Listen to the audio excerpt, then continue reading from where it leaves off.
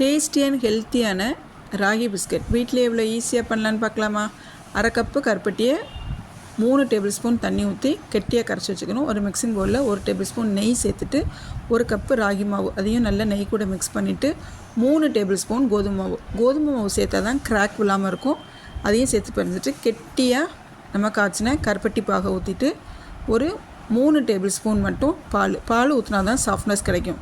நல்லா பிசைஞ்சு ஒரு மாவு பதத்தை கொண்டு வந்த பிறகு நமக்கு பிடிச்ச ஷேப்பில் தட்டி ஒரு ஃபோர்க் இல்லைனா நைஃப் வச்சு தட்டிட்டு மிடில் ஏதாவது நட்ஸ் வச்சுக்கலாம். நான் பாதாம் வச்சுருக்கேன். இல்லைனா ப்ளெயினாக இப்படி கூட நீங்கள் தட்டி ஒரு பாதாம் வச்சு நம்ம பேக் பண்ணலாம். நம்ம கடாயிலையும் பேக் பண்ணலாம், அவன்லேயும் பேக் பண்ணலாம். நான் இன்றைக்கி கடாயில் தான் பேக் பண்ணுறேன். ஒரு ப்ரீ ஹீட் கடாய் பண்ணிவிட்டு ஒரு 5 மினிட்ஸ் ப்ரீ ஹீட் பண்ணிவிட்டு ஒரு 45 மினிட்ஸ் நம்ம கடாயில் வச்சு எடுத்தோம்னா சூப்பர்வான ராகி பிஸ்கட் ரெடி. எவ்வளோ சாஃப்டாக இருக்குன்னு பாருங்கள். கண்டிப்பாக இந்த ரெசிபியை ட்ரை பண்ணி பாருங்கள்.